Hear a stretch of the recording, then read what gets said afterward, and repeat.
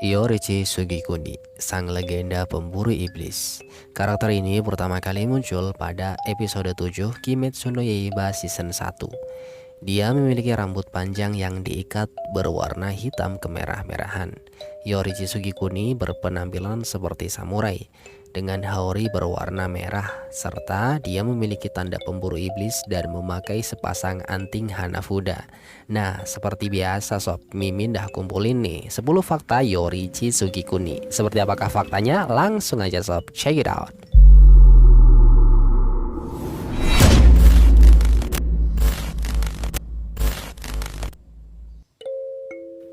Fakta pertama, Yorichi Sugikuni adalah pemburu iblis terkuat. Pasti kalian udah tahu dong, karena dalam sejarah cerita anime Kimetsu no Yaiba hanya dialah yang mampu mengalahkan nenek moyang para iblis, yaitu Kibutsuji Muzan.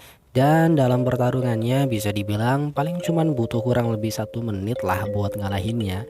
Sebab Yorichi Sugikuni mampu mengalahkan Muzan hanya dengan 1 serangan. Dan lebih kerennya lagi, ketika Muzan memecahkan dirinya menjadi potongan daging kecil, Yorichi Sugikuni dapat menghancurkan potongan daging kecil tersebut sebanyak 1500 dari 1800 potongan daging tubuh Muzan. Berarti secara kekuatan dan kecepatan yang Yorichi Sugikuni miliki udah gak diraguin lagi dong.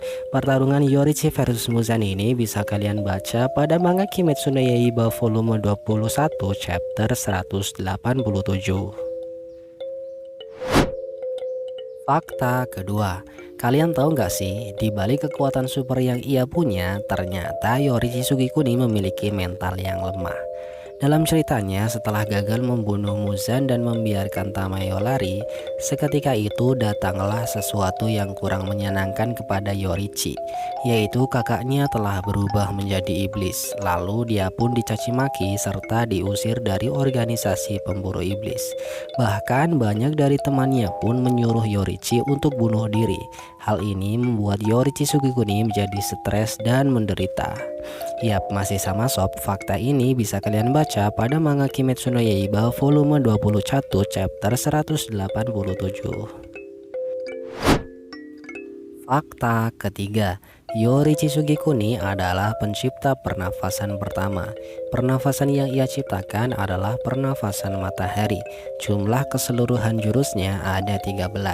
Namun jurus ke-13 ini hanya dia yang mampu memakainya. Karena Yorichi Sugikuni adalah orang yang baik hati, dia mengajarkan ilmu berpedang kepada banyak orang. Namun karena semua orang yang ia bimbing tak bisa mengikuti ilmu pernafasan matahari yang ia ajarkan, jadi Yorichi Sugikuni menciptakan percabangan pernafasan sesuai dengan kemampuan masing-masing.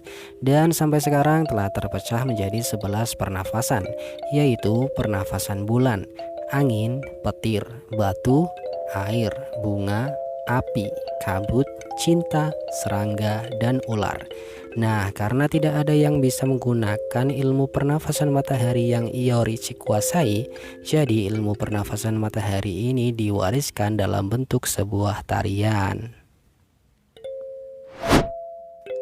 Fakta keempat, meskipun telah menginjak usia tua, kekuatan serta kecepatannya pun sama seperti ketika Yorichi muda. Hal ini terbukti ketika ia melawan kakaknya sendiri, Michikatsu Sugikuni atau Kokushibo. Karena kekuatannya yang sama ketika berada di puncaknya, Kokushibo pun bahkan sampai tak bisa bergerak dan hanya bisa berdiri hingga dirinya terkena serangan. Lalu setelah melancarkan serangan itu pun Yorichi meninggal dalam keadaan berdiri karena usianya. Fakta kelima, Yusop masuk flashback ke masa kecilnya. Yorichi Sugikuni lahir di keluarga yang terhormat. Dia lahir dengan memiliki seorang kembaran, yaitu kakaknya Michikatsu Sugikuni. Saat Yorichi lahir, ayahnya langsung akan membunuhnya karena Yorichi sudah memiliki tanda aneh atau tanda pemburu iblis sejak lahir. Namun karena ibunya tiba-tiba langsung marah besar saat mengetahui Yorichi akan dibunuh, terjadilah suatu kesepakatan yang membuat Yorichi selamat.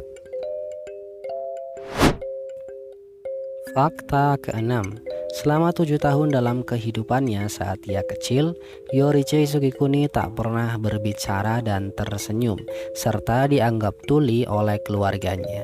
Namun sebenarnya Yorichi ini adalah seorang yang pendiam tapi bisa mengerti bagaimana dia harus bertindak. Contohnya, dia selalu memeluk tubuh ibunya yang sebelah kiri. Keluarga Yorichi yang tak tahu apa-apa hanya memandang Yorichi sebagai anak yang terdiskriminasi karena diperlakukan berbeda dengan kakaknya. Namun alasan Yorichi selalu memeluk ibunya adalah dia tahu bahwa tubuh ibunya yang sebelah kiri semakin melemah karena penyakit yang dideritanya.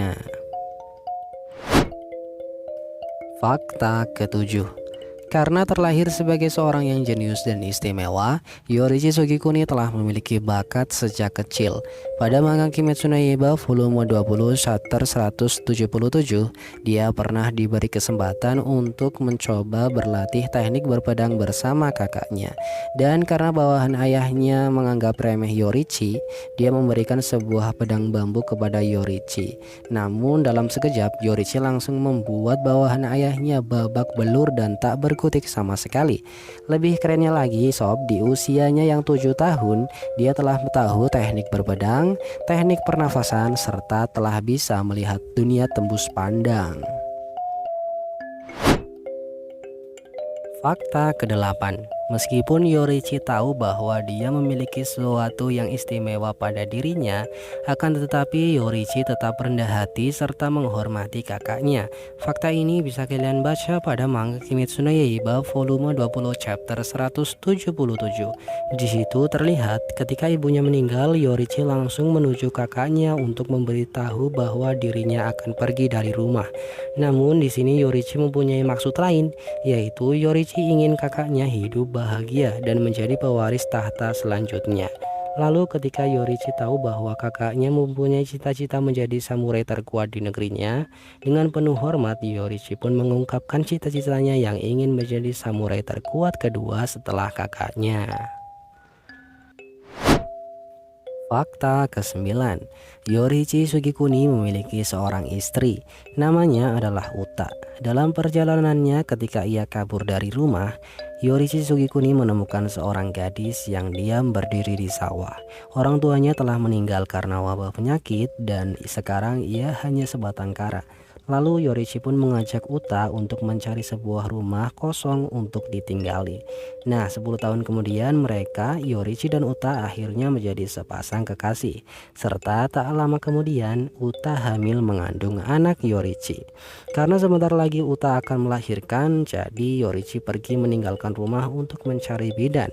Akan tetapi setelah Yorichi sampai di rumah, istri dan anaknya telah meninggal karena dimangsa oleh iblis.